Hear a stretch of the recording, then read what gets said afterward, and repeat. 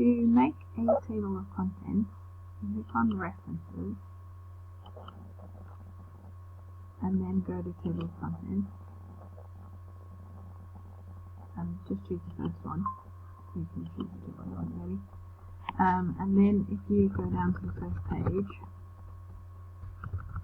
so if your content was on the very first page, you go to the next page. There you go. If you click at the bottom or the top, doesn't really matter, double click over there, you can add a page number. You can choose lots to choose from. And then if you add your first heading, so call it about the project.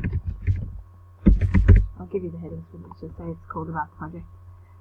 You can go here where it says heading 1. You can right click and you can modify, so you can change it to suit your code. If you want, I'm not going to waste time, so I'm just going to choose green. And then if you highlight about the project, so heading 1, and then you write about the project, and then you add basic stakeholders, and then again, make it heading 1. Then in your table of contents, click Update Table, and it will update the table with the page and where to find those.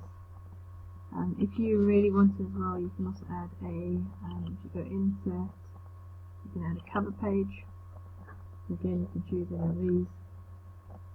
Remember though to keep it in the same sort of colours, so for instance if I choose that one, then I click on there, go to colouring in, and I'll probably put it the same green if I'm going to green theme.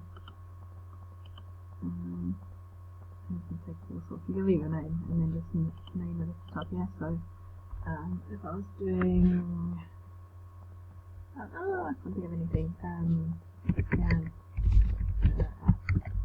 Something like that. All right. And then if I zoom out, so we'll be able to see. I now have my title page at the front there, and I've got my contents page over here, and it's got the green, and then I've got my project at the top over there. Alrighty.